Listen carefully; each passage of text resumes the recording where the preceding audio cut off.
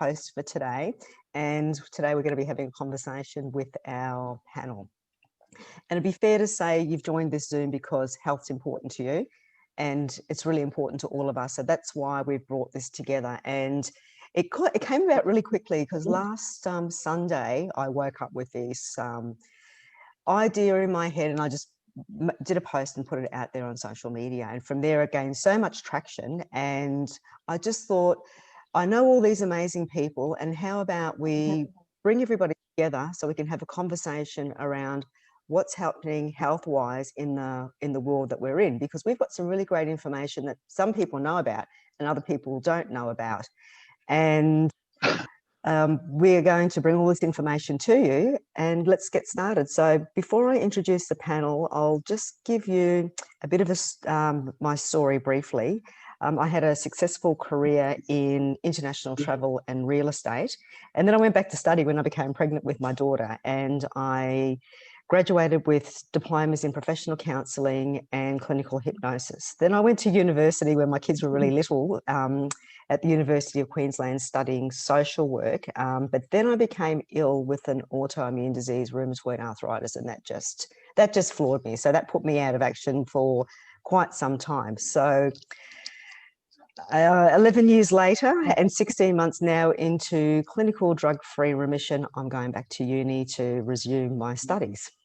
So that's really exciting. I can't wait to get back to that. And my area of expertise is working with parents, helping them develop parenting skills and also helping them resolve any struggles that they might be going through. So look, I really believe that we need to heal the whole person. If we don't look at the whole person, then we're only looking at a small segment and ignoring other segments, and we are a whole person, you know, body, mind and spirit. So I believe that healing all of us, all parts of us, is crucially important to really meaningful change in our life.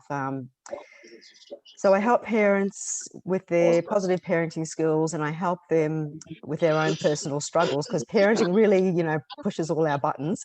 And I run a proprietary program called Free Me, which takes a holistic approach. It's evidence-based therapeutic intervention modalities of person-centered, solution-focused and strength-based therapies to bring meaningful change to parents and their kids. So without any further ado, I'll introduce you to our amazing panel. So I've got a little bit of a script here because these people are so highly qualified and so well esteemed in the area of expertise. I do not want to miss a thing. So bear with me and let's get going. Dr. Paul Clayton graduated with the highest distinctions, also known as summa cum laude, in medical pharmacology from the Edinburgh University prior to obtaining his PhD.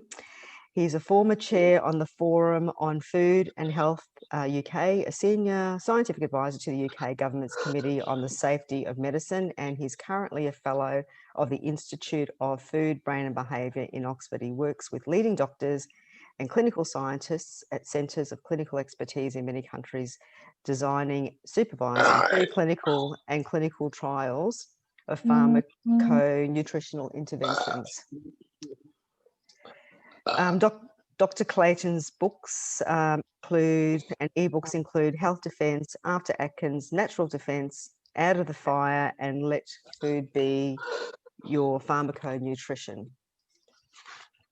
The next person that we have on our panel, and I'm so excited to introduce this marvellous lady to you. Her and I put this together along with Hital and my other colleagues in a very short space of time. So thank you, Dr. Ghandi, for being a big part of this.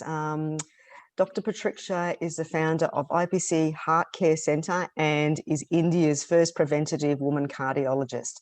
Over 2 decades of healthcare experience, Dr. Pratiksha firmly believes each one of us has a doctor waiting on us to be awakened. How amazing is that? And she's trained in allopathic medicine MD, doctor from Mumbai in India, a gold medalist in public and hospital administration, and above all, a certified expert in preventative cardiology from American College of Preventative Cardiology. She's also a certified yoga teacher and is probably way more flexible than most of us. Following her passion of preventative cardiology, she founded Global Foundation for Preventative Cardiology in California to educate and empower 100 million hearts in this coming decade. 80% of heart attacks and surgeries are preventable. Dr. Pratiksha teaches happy, and we all love to be happy, right? A method which is hidden risk factor screening, attitude training, physical exercise, plant-based nutrition, yoga for the heart. It's a scientific evidence-based heart health program, which is never offered in sick care focused hospitals by conventional cardiologists for that matter. The success rate of her proprietary programs are more than 95%. So how amazing is that? Like really doing outstanding work to help us keep a good, healthy heart. Dr. Ian Strawford is our next esteemed guest. He's a clinical director, he's a full-time member of the British College of Aesthetic Medicine and a member of the Association of Surgeons and Primary Care. He has developed an excellent professional reputation as a trainer of other medical professionals and is a highly regarded key opinion leader within his industry. Through his experience over many years as a GP and a cosmetic doctor, Dr. Ian has found that most people are looking for an honest relationship with their doctor based on trust and the need to feel understood. And how important is that? Because I know when I go to the doctor, I want to know that I can trust the person that I'm talking to. So that's just so great, Ian. We love that. Dr. Strawford is passionate about and committed to the provision of safe and meticulous care of the highest quality to achieve the best outcomes for his patients. Dr. Strawford is regularly invited to speak and train at many national and international conferences. He writes articles, records informative videos, and is planning a book in the future. He's the owner of Skincare Excellence Clinics in the west and southwest of England. He has been providing highest quality, safest, non-surgical aesthetic treatments for over 11 years, taking a patient-centered holistic approach to enhance people's natural beauty and improve their well-being to help address the aging process, in addition to offering a range of health and well-being therapies. I'm sure, Ian, we're all going to be lining up for a bit of a nip and a tuck, and I'll be first there when the planes take off. And our final guest that we have on the panel is Mr. Scott Burgess. And Scott's been very instrumental too in helping pull this together. Scott held a senior management and director positions in property, franchising and pharmaceuticals, where he worked for Big Pharma, AstraZeneca, specialising in gastrointestinal and respiratory medicine. Scott discovered pharmaconutrition in the late 2090s while working as a business development director in his property sector. He's passionate about helping people have better health, as we all are, and he became a director of his business in July 2020. So what a great panel, full of just so much knowledge to share with us today. So welcome, Dr. Paul, Dr. Pratiksha, Dr. Ian and Scott. Thanks for joining us. And we are so looking forward to hearing what you've got to share with us about the importance of protecting our health, particularly today. So this is what the whole basis is. As I was saying, I woke up with this amazing thoughts in my head about a post that I put out, and I thought, let's just get everybody together and talk about what's going on in today's world. And we all know that we're just ravaged with COVID around the world, and it's really, people's health is suffering in ways that we never expected, and we didn't really think that it would go on for as long as it is and kind of morph the way that it has. So it's, you know, people are not just suffering with their physical health, they're also suffering with their mental health, their emotional health, and spiritually, you know, it's really a challenging time. You know, and people are scared. They're scared about their health. People have become scared of each other. We've been forcibly disconnected from our friends and our family. So many people are living in isolation. It's just terrible. Like, you know, we're not meant to be isolated and stuck at home, even, you know, and the whole environment that we live in on the planet Earth is based around viruses and bugs and things. So we live with this stuff, and, you know, we're now disconnected, living in our homes in lockdown. People in the UK, oh, my heart goes out to you. And people in America, they've got lockdowns and social unrest. There's a lot of really stressful things happening in the world, as we all know, and people are at breaking points. So this is part of the reason why I put this together, because it's just terrible to sit back and see all this happening, especially the social disconnection and the forcible lockdowns and people sort of like pitting against each other. It's just, you know, it really hurts me. It hurts my heart, to be quite honest. And the mental health is just terrible. So it's an incredible stressful and distressing times, and it's adversely impacting our health. So since we're on a very tight schedule, I'll stop talking because I could go forever on this. And I would respectfully ask all our esteemed panelists to list their and limit their answers to say 4 to 5 minutes so we can get through all the questions. And to the people, the audience, if you've got any specific questions, please drop them in the box to any of our panel that you'd like to ask a question to, and time permitting, we'll take a few questions at the end. So Dr. Ian, starting with you. Sure. Starting with you. If everybody could mute their backgrounds, please. Ready.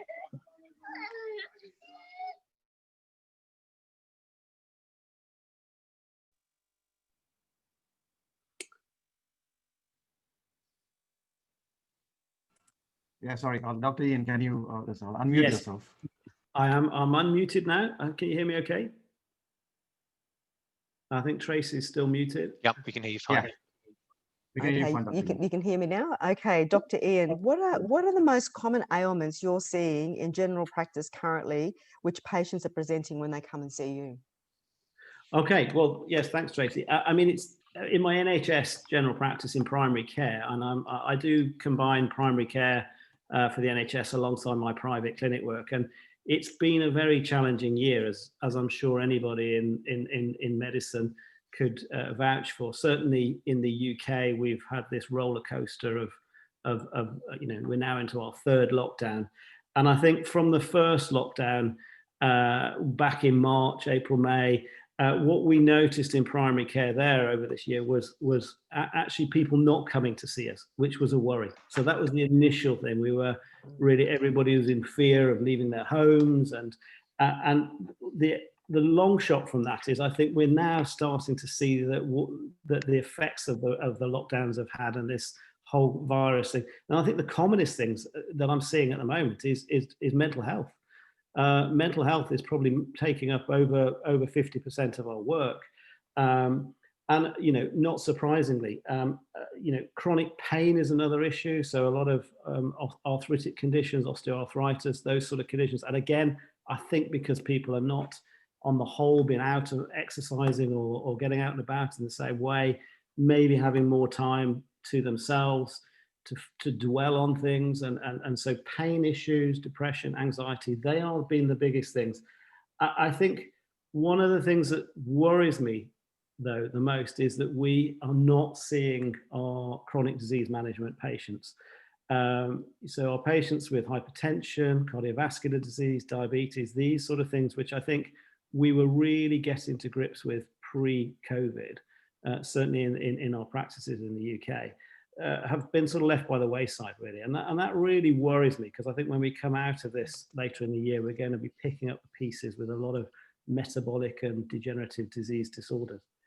Well, that's interesting that you should say that, Dr. Ian, because I was just talking to a friend of mine a couple of days ago, and she's got some health issues that have been ongoing for quite some time, and she needs to go to the hospital and get that checked out.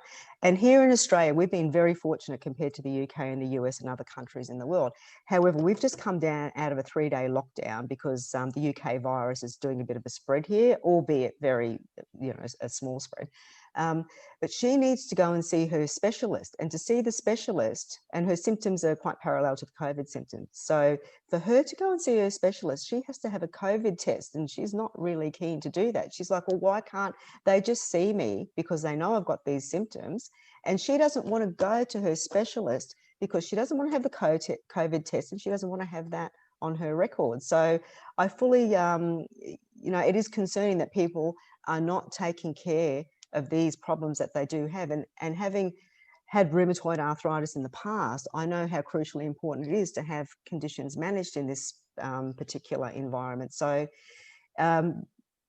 it is very concerning, and you're right, the mental health situation throughout the world is just absolutely dire at the moment, and there's going to be a lot of people are going to need a lot of help, and we just haven't even seen the light of the tunnel through this situation just yet. So thanks for sharing that with us, Ian. And my next question is to Scott.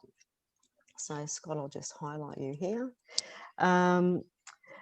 Scott, can you tell us how big pharmaceutical companies address the health issues Dr. Ian just spoke about, and do they address any of the root causes? somebody's timer. Hi, thanks very much, Tracie.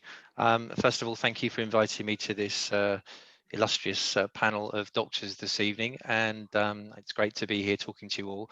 You quite rightly said I have a background from AstraZeneca, so in the world of pharmaceuticals, and I thought I'd give a little bit of a background just to the world of pharmaceuticals before I address the main question.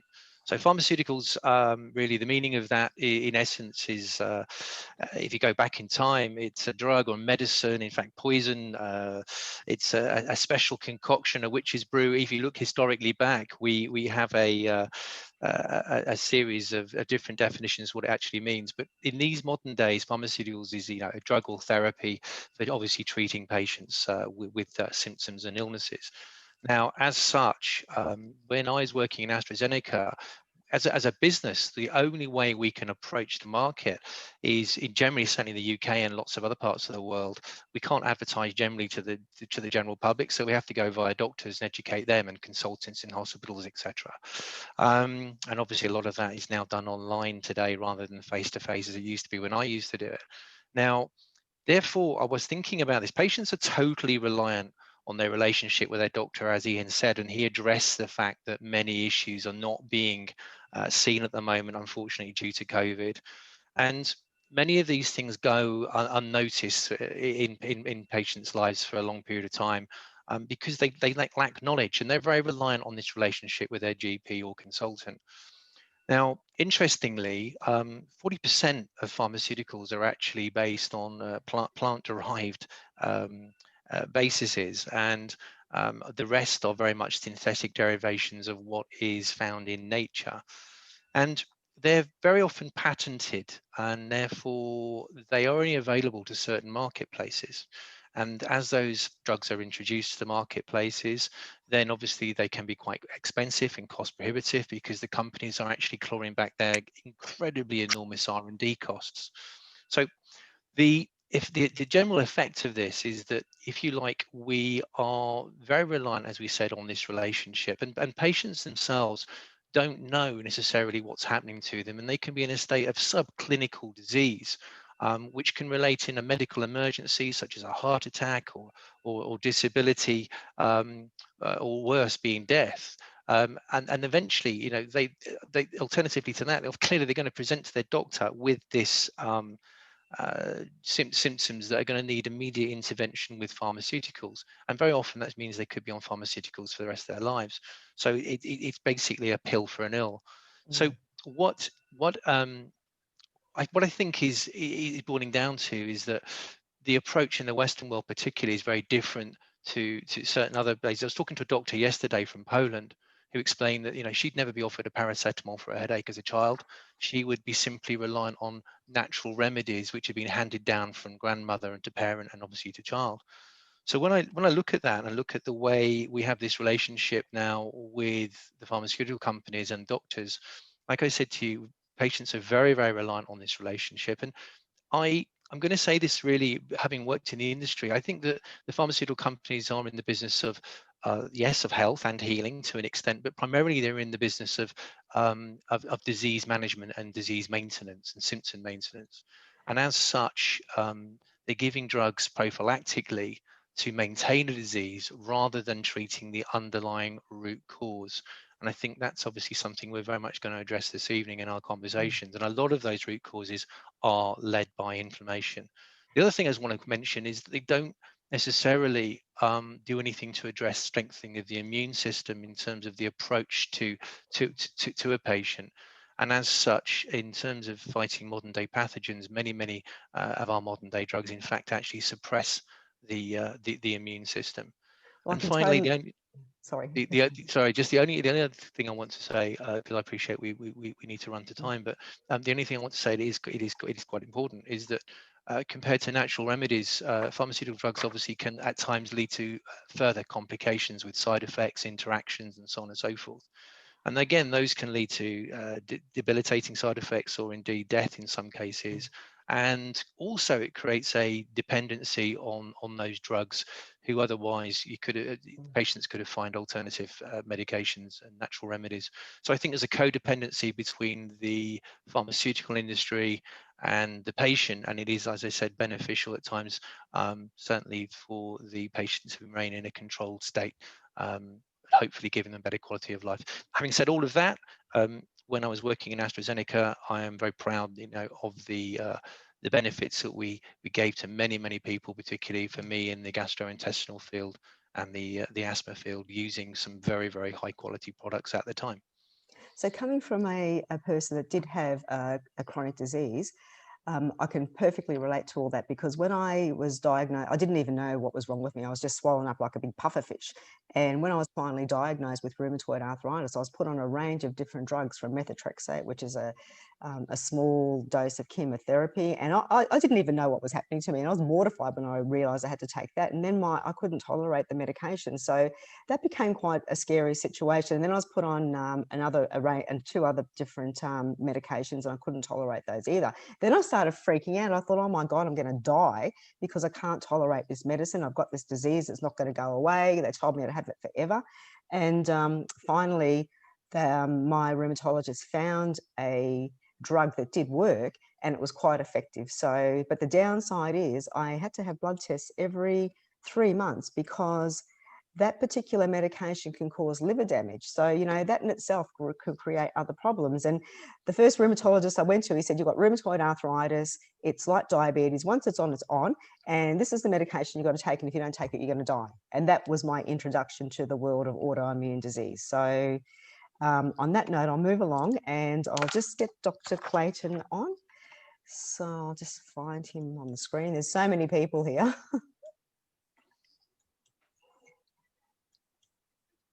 Well, you can just ask me. I can hear you. Okay, I'll give you the question and then I'll find you. So thank you. Dr. Paul, thank you for coming on. My question to you is, you introduced pharmaconutrition to the health industry. Can you give us a quick overview, maybe 4 to 5 minutes, on what pharmaconutrition is and how it better serves the health industry in comparison to what Scott's just talked about and what big pharma drugs have to offer?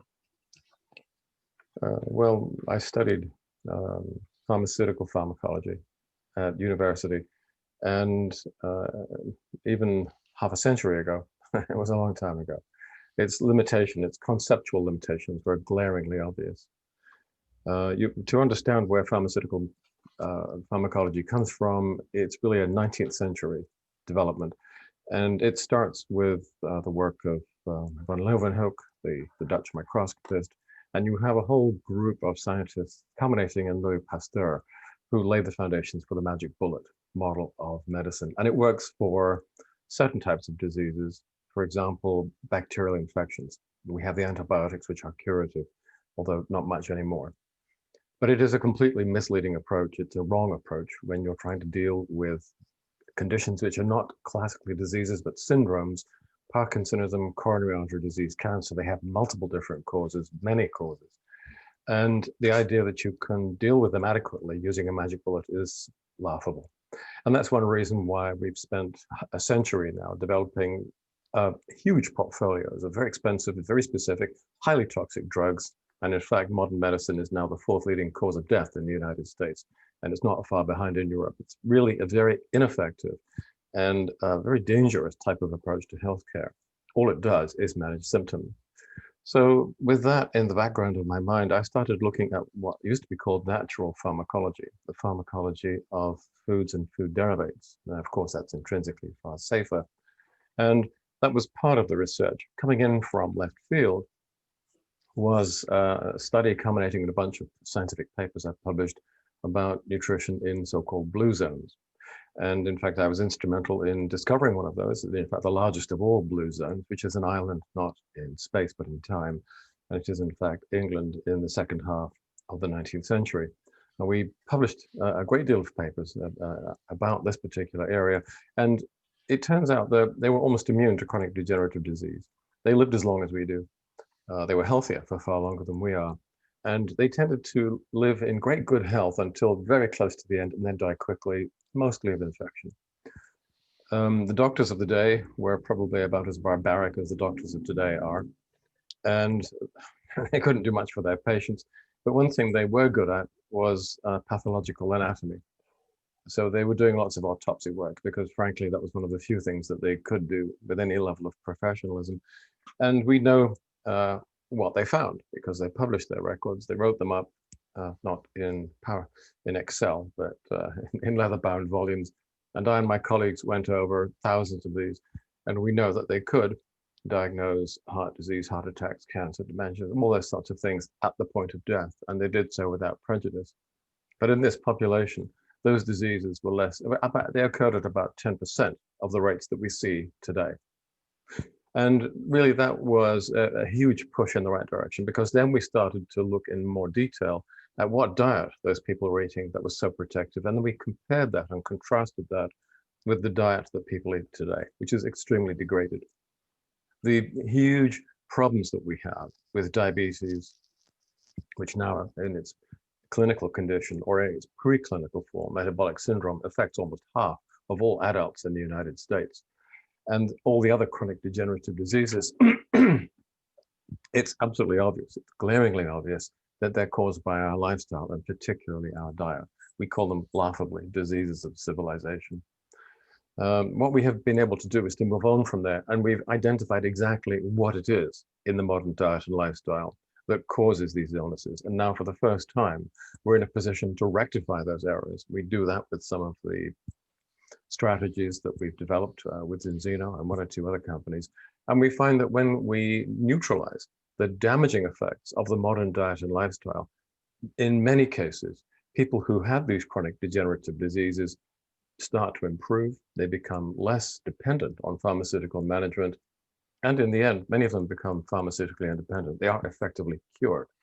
Now, I know the medical profession thinks that these types of diseases can't be cured. Well, they can't be if all you have is synthetic drugs, which only tinker at the margins. If you address the roots of these illnesses, they can be stabilized and they can indeed be cured. This is what we do, and those are the foundations of pharmaconutrition. And that's exactly what happened to me, Dr. Paul. I discovered pharmaconutrition myself about 3 years ago, or actually going into 4 years ago. And over that 3-year period, my body started to change, and I felt like I didn't need the medication. As you know, I'd go to bed at night and I'd wake up in the morning and think, oh, I didn't take my medication, because I was feeling better. So slowly over that 3-year period, my body healed itself. It was amazing. I couldn't believe it, but I was dead set determined that I would find a way to become part of that 5% of people to go into clinical remission from rheumatoid arthritis. And I was told pretty much straight out I would have no hope of achieving that because my condition was so severe at the time. And you know, now I'm 16 months into drug-free clinical remission. So pharmaconutrition works, and given the body's the right state with good mental health, good exercise, anything's possible. Like, we don't make claims that we can cure things, but absolutely it is possible, because I am living proof that this does work. So I personally am so grateful to pharmaconutrition, because the prevention is way, way better than the cure and the drugs and the stress and the disruption to life. Like 11 years, I can finally go back to university. So that's just fabulous. So moving right along, because this is not about me, this is about sharing all the information. Dr. Pratiksha, we've got a question for you. Thank you for joining us today and waiting so patiently. What's the scientific reason for a person who is normally healthy to take omegas? Could you just give us a 3 to 4 minute overview on your what you think about that? Thank you, Tracie, for hosting all this, and it's great to be with Dr. Paul, Dr. Ian, and Dr. Scott.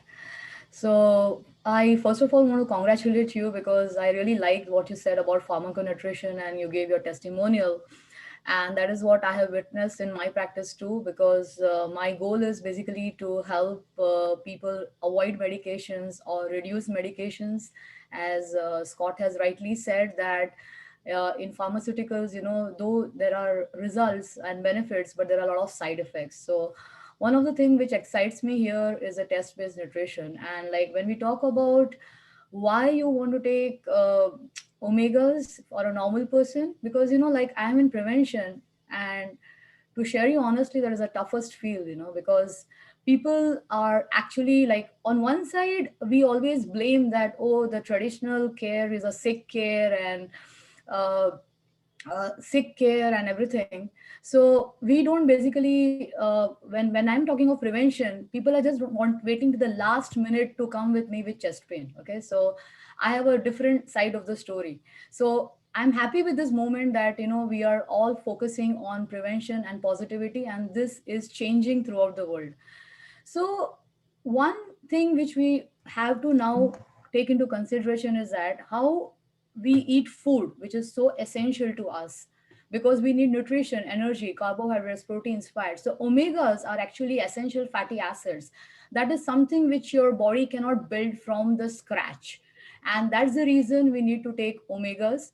And in fact, in US, the federal government, the American Heart Association has made a recommendation that there should be like there are two types of omegas, from the marine and from the plants. So the recommendation is to at least have 2 servings of fish once a week. And what we're doing here, the test-based nutrition, is something which is exciting because, to be honest, doctors don't screen for it. Like in our entire practice, like in the cardiology practice, wherever we are, I've never seen anybody screening for omega.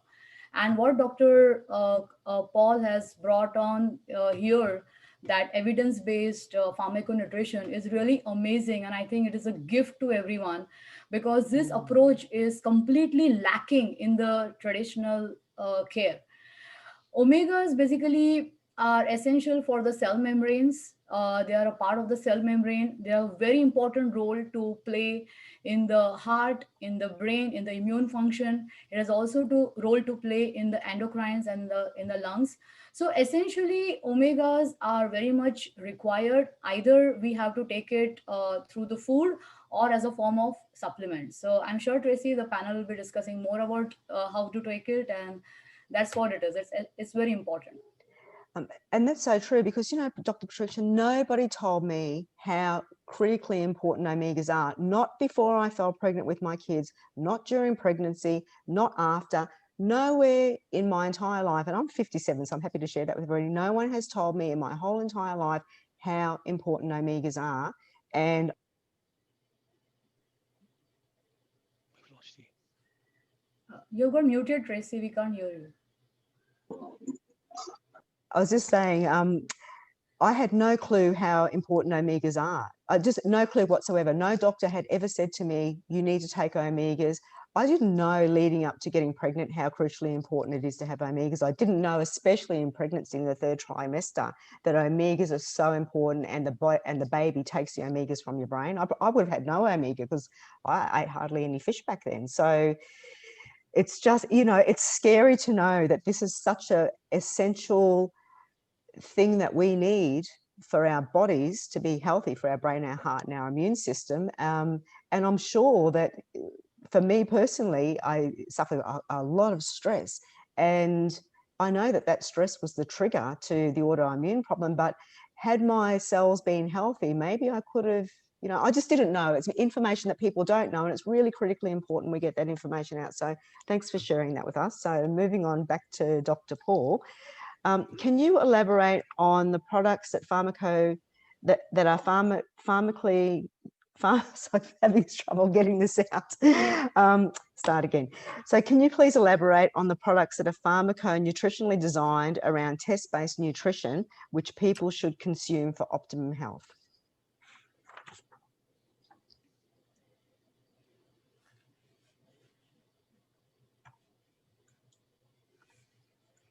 Dr. Paul will have to unmute. Okay, can you hear me now? I think I'm back online. Yes, Sorry we can hear you now. Would you like the question again? No, it's okay. Okay. Pharmaconutrition is a bit of a Pandora's box. You have to look at what's in it, and it's quite complicated. Because I go back to what I said about posterior medicine and replacing it with something more sophisticated, which is actually the medicine of, if you like, Claude Bernard, if you know your medical history. When you look at what is actually happening in the body of someone who's becoming diabetic, who's developing coronary artery disease or osteoporosis, there isn't one single thing going wrong. There are multiple metabolic imbalances which relate to the multiple nutritional defects that are present in the modern diet. So there's no point in trying to use a magic bullet. What you need to do is to identify each one of the metabolic steps that is going wrong and try to rectify each one of them. So it's not a magic bullet, it's you're putting in, in fact, which is a militaristic, masculine metaphor. It's completely inappropriate for managing these types of conditions. What we're doing is providing support, and we're trying to help each one of those metabolic errors, pushing it back into the right zone so the whole system can start to work effectively again. That's really what pharmaconutrition is about. Ideally, it should be test-based. I don't want anybody to take a pill, whether it's synthetic or natural, just because it's me saying it. I think it's very important to be able to, first of all, check for yourself whether you actually need this, and then monitor the effect so that you can see the needle changing, the needle moving as your symptoms start to improve. So we have one omega-3 product, but I don't really want to talk about omega-3s because they're a waste of time. The Cochrane collaboration has published 20 or more meta-analyses showing that omega-3s don't work. They don't work unless they're present with lipophile polyphenols. And this has all been published. So let's get away from the idea of commercial fish oils. They're mostly junk. If you look at something like cell membrane lipid profile levels, and that is the only way you can see, you can get a deep insight into what these omegas are doing in the tissues. It's not enough to get them into the blood. Any idiot can do that, and it doesn't matter whether you've taken your omega-3s from salmon, whale, or Inuit. It's all the same. You need to get it from the blood into your cell membranes, and that is called secondary bioavailability or bioefficacy. And in order to do that, you need the lipophile polyphenols there. Once you do that, you can demonstrate using dried blood spot tests that over a period of time, typically 3 to 4 months, that the lipid profiles in your cell membranes change. The 6:3 ratio changes. And as it declines, you can measure that because in parallel, what's happening is your symptoms are fading away. By the time you get to 120 days and your 6:3 ratio is now dipping below the Norwegian Council of Health Ministers says it should be 5. The WHO is pretty close to that.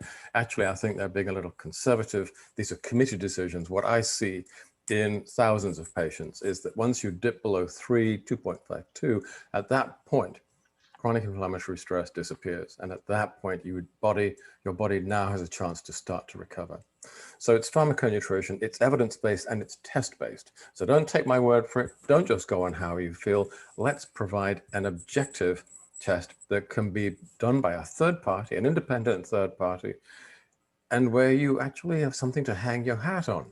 Real evidence that I can then show to my medical colleagues and my fellow clinical scientists. Test-based pharmaconutrition. That's pharmaceutical medicine was the medicine of the 20th century. It's dead. It doesn't know it yet. Lots of doctors still believe in it, but it's fundamentally dead. And I'm including the biologicals. The next century will be the century of Bernardian medicine and evidence-based pharmaconutrition. We have tens of thousands of people now in the network who've become drug-free, and they're increasing in number every day. I can completely relate to that, Dr. Paul, because I am drug-free and living testament to the absolute possibilities of what pharmaconutrition can do when the body gets itself back into balance. Dr. Pratiksha, Dr. Ian, how do you see test-based nutrition helping people with their immune system function? Well, hey, look, the reason I got involved with Zinzino almost a year ago was really around this ability, as Paul said, to test and see, have a benchmark of where we are. And you know, as you say, many doctors don't know the benefits. They should know the benefits of omegas. And we now know that omegas with polyphenols to work correctly. I'd personally been taking omegas for 10 years before I came on board with Zinzino. And I tested myself rather in an arrogant way, thinking I would be fine. And I wasn't. And for the reasons we all know. And, you know, I am now 8, 9 months later, completely normalized. And from a personal level, I feel so much better. Now, I'm working with a lot of patients over the last year with regards to the balance oil and testing. And I think it is this ability to test, benchmark, show people, educate them. I mean, as a doctor, we're educators. we can educate them. And I think people will listen, or they do listen, when we have the ability to show them the results of their test and then talk specifically about how we can help. And I think, you know, when it comes to immunity, I think it's equally important. I think prior to this last year, I think people were coming to me from an anti-aging, from a wellness point of view, and were very interested in things they could eat or do, and exercise, meditation, anything that could help, you know, improve their quality of life, their longevity of life. I think that has switched now in the last year to a fear of their own immunity failing them around this virus, and what can they do to improve that. And I don't think it's any different, because I think if we can evidence that they may have impaired cell function because of an impaired cell membrane, because of a lack of omegas, then we can show them that. We can show them a path out. We know that chronic inflammation in the body is going to impair the immune system. We hear that all the time. Patients that are suffering the, you know, perhaps the severe forms of COVID, long COVID, I am sure are associated with high levels of background inflammation. And I think, again, people are really interested in that. And I think it does come down to the ability to test, evidence what we're doing, evidence the treatment, and evidence that improvement, as well as the, you know, people seeing those improvements themselves, because it's quite hard to measure. It's no different if in general practice, if we measure somebody's blood pressure and decide that they may need a pharmaco drug to lower their blood pressure. And as I say, we now know that's a quick fix. But again, we could evidence that by retesting their blood pressure and showing an improvement. So, you know, this is the first time I think we can look at our nutrition and test it and evidence it. And I'm looking forward to, you know, working with Enzino to be able to test a lot more things, so we can evidence other parameters of nutrition, because it's not just about omegas. Omegas are absolutely crucial and probably fundamental, but as we know, there are many other elements of our that may be missing from our nutrition and our poor diets that are crucial to the functioning of the immune system. Things such as the beta glucans, cyanogens, all of these things are important for the cellular innate immune system to function appropriately. And again, they're missing from our diet. And these are some of the things that we're addressing with the rest of the health protocol with Enzino to try to improve the immune system. Ian, what you said, I think, was very important. I agree with it 100%. And when people come to see us, we have a duty of care to provide them with help and support. They're in pain, they're suffering, and pharmaceuticals are exactly what you need to get on top of those symptoms, to manage the symptoms. So even although I may have sounded a bit anti-pharmaceutical pharmacology, I'm not. It has a valuable and valid role to play. But what I'm talking about is really a holistic, a comprehensive form of medicine where we use the drugs that are available to us to manage our patients' symptoms, and then at the same time introduce pharmacotherapeutic regimes which will work under the surface and gradually help to resolve and you know, the initial problem, allow the patient to recover, and then allow them over time to become drug dependent. So this is not either or. This is not a binary system where you have to be orthodox or go for supplements. It's not like that at all. We're talking about combining these in what I think is a completely rational manner, combining synthetic and natural pharmacology. That's absolutely crucially important. And I'd like to ask Scott a question, because he came from Big Pharma and he's seen the drugs that Big Pharma give us, and patients like I used to be with rheumatoid arthritis. So Scott, you came across pharmaconutrition. So how do you find the test-based nutrition in comparison to, how do you see that working better for people in comparison to the Band-Aids that the Big Pharma give us? That's a great question, Tracie.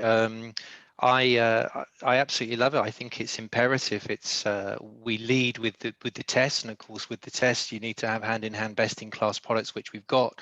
And I'll just speak, if I may, briefly about my own personal experience on the test. I like Ian, like Dr. Strawford, came in quite confidently, thinking that although I wasn't taking an omega-3 supplement, I was thinking my diet would be enough to have kept me in a good state of balance. Now, as Dr.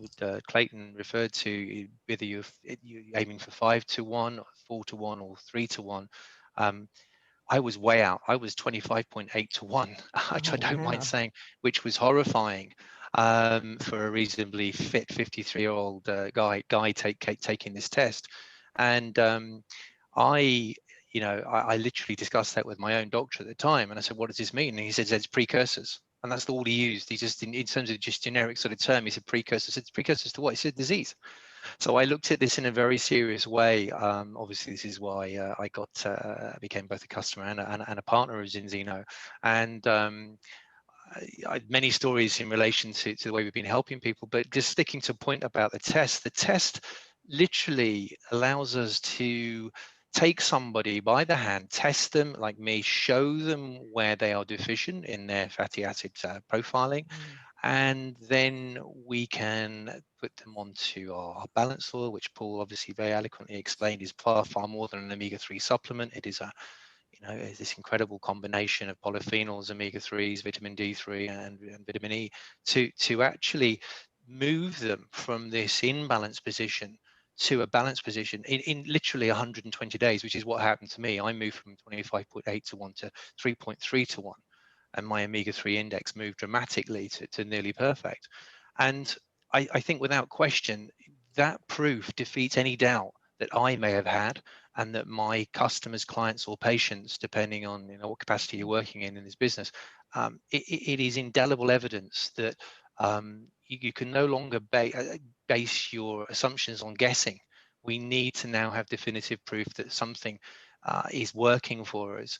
And I think something really important also is we've gathered 600,000 tests, and say we have an independent laboratory called Vitas Labs, who are based in the University of Oslo.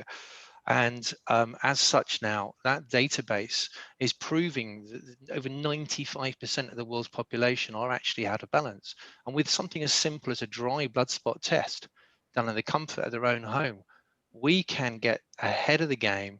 We can get them tested. We can test their 6:3 ratio, their omega-3 index, their cellular membrane protection value, their cell membrane fluidity, and their mental strength, and their arachidonic acid, which is one of the omega-6s. And we can show them that they're in this preemptive state, this precursor state of potential chronic degenerative inflammatory disease. And the other thing that I love is that the jargon goes out of the window, and Paul and Dr. Strawford, and I'm sure Dr. Ghandi will identify with this, is that because of the nature of this personalization that we're giving them through the test, and this approach where we can explain to them what this jargon and data looks like and actually put it into layman's terms, it means that what could be incomprehensible data that may have been delivered to them through maybe a clinician or a doctor, we're able to explain it to them to the nth degree if necessary, and then show them the improvements in their health, which is not only exciting for them, but they can then go on to share that with other people, and it empowers them, which is what I love about this business, which is this idea of empowering public health, giving people back their access to sorry, somebody just needs to mute their microphone. That's lovely. To empower them to take charge, take control of their own health and well-being, and like I said, to be able to share that with other loved ones, friends, relatives, and whoever else they may wish to share it with.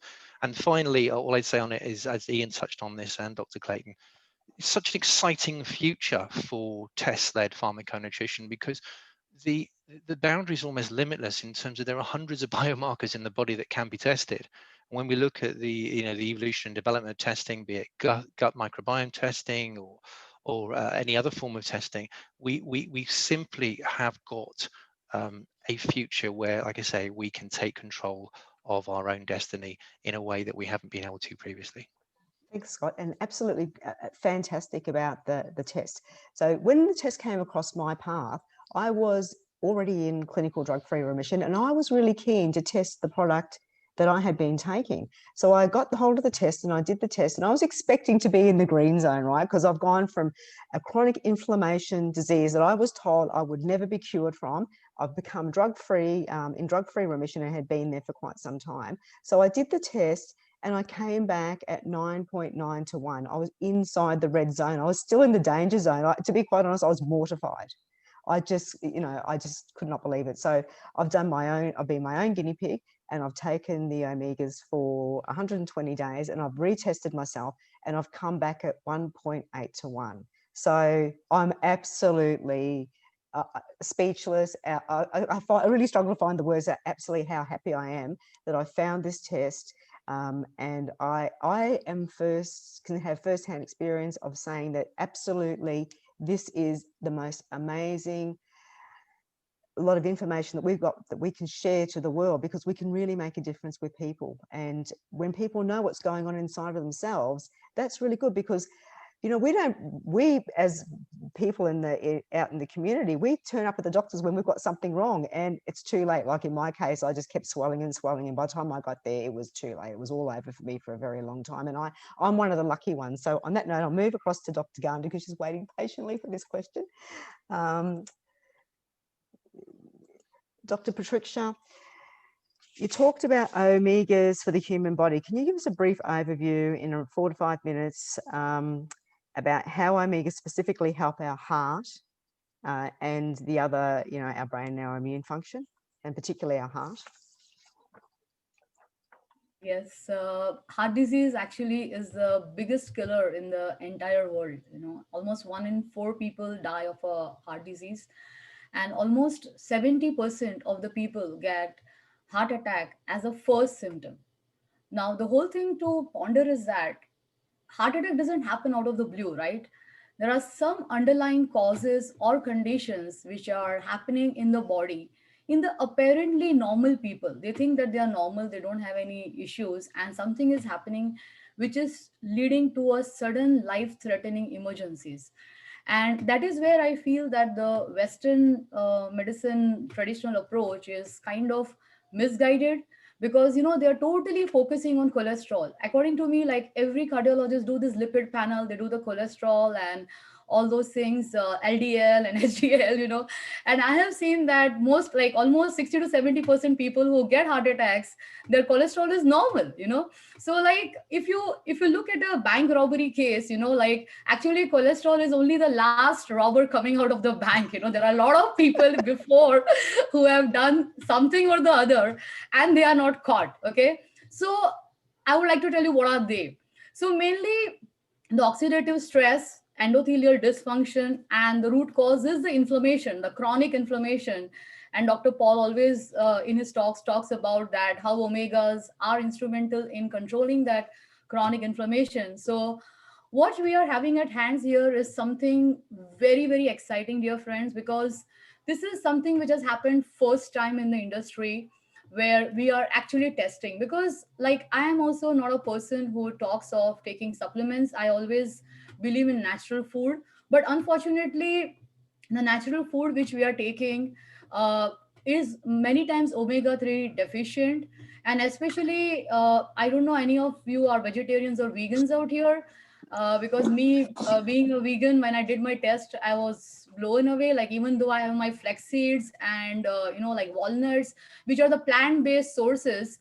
Now plant-based sources gives you what we call ALA, and your body has to convert this ALA into EPA and a DHA. Okay, and this conversion happens in your body in the liver, and then it is rather limited. Okay, so having proper if you can't eat like through the natural sources, you definitely need supplements, because you definitely don't want to be omega-3 deficient. Okay, so omegas basically they are known to lower the blood pressure. It also lowers the triglycerides. It can ease the inflammation.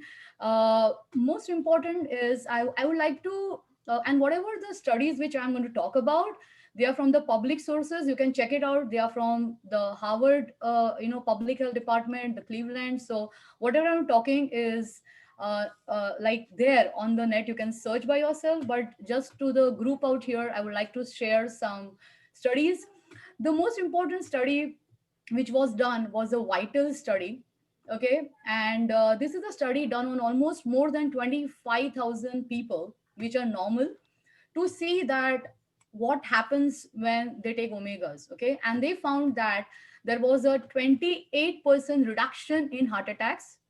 And I would the reason was not known, but a coincidental finding which I found interesting was for my African American friends that there was a 77% reduction in the heart attacks, and so this is a very interesting study for the ones who have got a heart problem.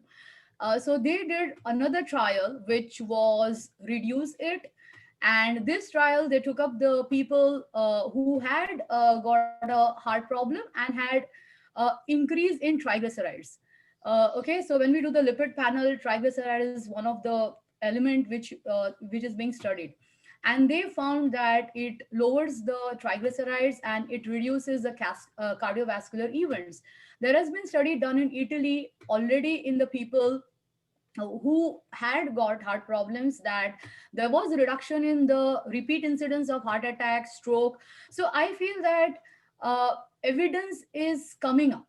Okay, and I would also like you to warn that there are two kind of split camps amongst cardiologists. Now, people may always, when you recommend them to take some supplement or give them some information, they definitely like to go to visit the cardiologist, and there are some who are for it and some who are still not convinced.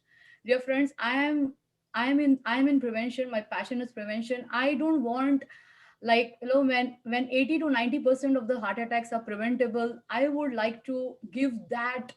I feel it's my moral responsibility to share this knowledge with each and every one, because there has been like 500,000 people, okay, are dying of arrhythmias. Okay, how about that in US? 500,000. And omegas are helpful in actually regulating the heartbeat. So it is also helpful in reducing this incidence of sudden death. So I just don't, I feel that, and when you are taking natural omegas, there is nothing to lose, there is no harm. So what I feel is that all of you out here, we have a kind of a moral responsibility. Why I love what is being done here is because it is a evidence-based, test-based nutrition. I have never found any company that if the report comes normal, to refund the money. I mean, this is the highest form of ethics I can ever see. I've never seen that. Come on, you guys, when you get a normal lab report of cholesterol, you don't get rewarded. Nobody gives you back, right? So this is something amazing which this company does, and I find it so good for the patients. And then it is evidence based. See, look, don't go for, yes, all these trials are done by they take their own time, but I feel that we have to take charge of our personal health. Every one of us have to take charge of reduction of risk for our own selves and our family and our near and dear ones. So what is the, like, if you have a test based where you can measure yourself before, take the product for 120 days and measure yourself again, you have the proof in the pudding. And if it doesn't work for you, it doesn't happen, because almost the way amazingly Dr. Paul has put in so much of efforts in researching and putting up this product, that it gives 95% results. And as I told that I am very much result oriented. Like in my practice, I am preventing and reversing heart disease. I've done more than 100,000 cases in more than 15 centers, and last 25 years I have consistently kept that rate of having more than 95% success rate. And the reason I'm here is because I have seen that success over here. And I would just tell everyone that it is very, very, there are a lot of studies. There are studies for brain also, that it helps in, there is a cognitive decline which happens. Those that has been studied. It improves the thinking skills. I can just go on and on, because omega is a very well researched subject. So I am seeing that there is nothing to lose and everything to gain when you are taking omegas in your diet or supplementation, whatever way. What my center point is that as a preventive cardiologist, you should be taking omegas, whatever source it may be. It has to be pure, it has to be good, and your reports have to be normal. You have to be in balance, period. And there is evidence for all this. Okay. That's fantastic, Dr. Pratiksha. We maybe we should do a part B to this, a follow-up, because we've got so much information to share. But we are running out of time now, so I don't think we're going to have any time for questions. So we'll just do a 1-minute closeout from each person. Scott, starting with you, can you just give us a 1-minute overview, please? Yeah, sure. It's great to be here to hear all this passion amongst us all. It's fantastic. As an overview, I'm just thinking about what I said about being 25.8 to 1 and presenting to my doctor at the time and asking him what this actually meant in real terms. And he said they're precursors to disease. And I think back and think, well, what could have been done about that through conventional pharmaceutical medicine? Well, very little, because I don't know what the advice would be other than, stop drinking alcohol, stop taking caffeine, reduce your sugars, reduce your salts, go for a long walk every day and in green open space, which is hard to do in the UK in the middle of winter. My point is that, just in a nutshell, with test-based nutrition, proven all natural nutrition, I can prove to myself, prove to my clients, patients, customers, that their body is depleted in specific areas in terms of their fatty acid profiling, and then we can show them what that depletion looks like, and by putting repleting their diet in this wonderful bottle of balanced oil and the other products that we have, we can return their health back to them in a period of 4 months, 4 to 6 months to begin with, sometimes longer for some people. But we can start this process and we can stop this premature inflammaging, as we call it, this premature aging, and reduce the opportunity for this degeneration to happen. Finally, the protocol covers everything. I think we've got this the balanced oil supporting the healthy heart, brain, and immune function. We've got xenobiotic, which in itself complements that by reaching to the large colon and helping with maintaining cholesterol levels, amongst many other things. And finally, we've got Extend, which is far more than any form of multivitamin I've ever seen. It's a multivitamin combined with an immune support system, and it really, really helps support your innate immune system. So finally, the 3 things: omega-3s, polyphenols, beta-glucans, that combination can help return us to, as Dr. Clayton referred to, a blue zone diet, which we could relate to the Mediterranean diet, or indeed the diet of the mid-Victorians, which Dr. Clayton discovered. And all I can say is, what more do you want than that? It's absolutely fantastic. Thank you. And Dr. Ian, if you could just give us a 1-minute closeout, please. Okay, well, as I said, I think it really is, we are at the forefront now with this test-based nutrition around the essential fatty acids and omega specifically. I think what I would like to see is it becoming much more mainstream. I'm sad to say, as a medical professional, I don't think many of my colleagues have even thought about this, let alone buy into it, really. And I think, it's sad that it's come through a company such as Enzino that have to bring this to the market. And I think this is where big pharma need to step up as well. Research needs to be done in our countries that actually shows the evidence is these. They need to be investing in research. I think we now have the biggest test database, which is incredible, really.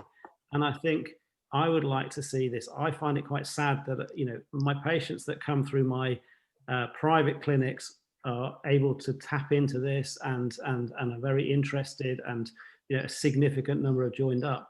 But I'm not allowed to even mention it in my NHS practice, okay? Because and we're not allowed to go out and say that these products can, and these tests can help with diseases, to reduce inflammation, because they're not classed as medical products, they're classed as nutrition support. And I think for me, the message going forward is education. I think all of us doctors that are involved with this need to really get that message out to other doctors. And I think, it should be the medical profession leading the way with this. We're the ones that are interacting with our patients on a regular basis. And I think then it would get much more credibility. And Dr. Pratiksha, can you give us a 1-minute closeout, please? Yeah, sure. What I want to share is that first and foremost, we have to be convinced ourselves. As I told you, everything begins with us. So each one of you out here, I think you just see your baseline results. There are some amazing people out here who have already done it. The ones who have not done it, please go ahead and test yourself. That's the first thing which I would say. And experience it for yourself. I think that's the best thing which is there, because then the conviction will come up. So I always believe that, and that's the reason why, like you are saying, Tracie, Dr. Ian, Scott, Dr. Paul, because all of us have been like seen the results, and that is giving us so much of conviction that we can write it in blood. We can, even if you like wake us up midnight, we can talk about it, because when you are convinced and like it is like it just vibrationally flows to other people. So second thing is that there are a lot of controversial studies on the internet. There are some people who are for it and against it. You will have to take a stand. And like as we have taken a stand, I have taken a stand that it definitely having omegas is beneficial. Zinzino, whatever the test-based nutrition and the products what they're having is something which is best. It works, and then the entire energy will flow in that direction. You will be able to guide people in that direction. If somewhere inside, if you are not convinced or if you are having doubts, you may talk very nice and sweet and show slides, but it's not going to work, dear friends, because what is going to happen is that there's somewhere that vibrational energy will come in. So I would say do that work, get into yourself, do the test, get convinced. And I think we have an amazing group out here and amazing people who want to make world a better place. And thank you, like Dr. Paul, at being at the forefront. Scott, Dr. Ian, you're doing amazing. Though in MHS, I know it's very difficult. You can't, I mean, for me, it is a little different being in private practice and having my own clinics to say, but we have an amazing group over here. And I thank you very much for spending your precious time and hearing us out today. And Dr. Clayton, finally, can we hear from you, your 1 minute closeout, please? Well, I think I'd like to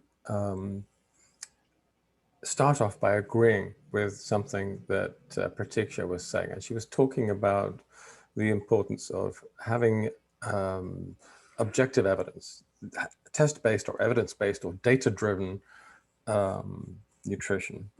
And this is a principle that I intend to drive through everything else that we do at Zinzino. And so to that end, with Xenobiotic, which is a way of restructuring the microbiome, I've helped to develop a test for that, which we now know works in the lab. We're developing that in a way that can be automated and made very inexpensive. And there, once again, we will be able to say to people, look, take this test and see if you have a problem or not. And if you don't have a problem, what I'd like to do is to say, well, have your money back because you don't need us. That's something I'm going to have to persuade the board of Zinzino to go along with. But really, that's where I want to be. If people are already living a healthy lifestyle and they come to us and they go to the trouble of doing a test like this, and it turns out that they don't have a problem, I'm going to be the first to shake their hand and say, well done, you're doing all the right things. You don't need us at all. And I think we need to develop partnerships as much as possible, because when I look around, when I look at the state of public health today, it is so awful. It's a kind of a slow motion Holocaust. So many people are dying before their time. And this has been unequivocally attributed to the appalling ultra-processed diet that we eat today. I'm all in favor of going back to eating real foods, unprocessed foods. Again, I think Pratiksha and I are pretty much in line on that. But the problem is that when you go to the stores, we're time poor, we're surrounded by all these ultra-processed food, which are being pushed on us in every direction. They're cheap, they're convenient, and they're designed to be addictive. So too many of us end up eating too many of them, and we suffer as a result. Most people are being chronically intoxicated. If everybody ate a healthy diet, they wouldn't need us. But that's not how it is. All we're doing with our pharmaconutritional tools is putting things right again. That's all. Thank you, Dr. Clayton. Thank you, Dr. Pratiksha. Thank you, Scott. Thank you, Dr. Strawford, for coming on and spending time with us today. And thank you for everybody that's joined in. What a fantastic lot of information that we've got now. So if you could just go back to the person who invited you on the call, and they can help you find out if you are in the red zone, which is a place that nobody wants to be, they can help you get your test done and get you on the right products to get your health back into balance. And from somebody who's been on the side of chronic disease and had to journey all the way back and fortunately got my health back, I cannot say strongly enough to go and do this test and take these products and get your body into the best possible shape, because when you lose your health, you lose everything. So on that note, thanks for joining us today, and please get back to the person who invited you on the call. And thank you very much to our esteemed panel. We are so grateful for your time and the information that you shared with us today. So thank you, everybody. And that's the end of us. Bye. Thank you.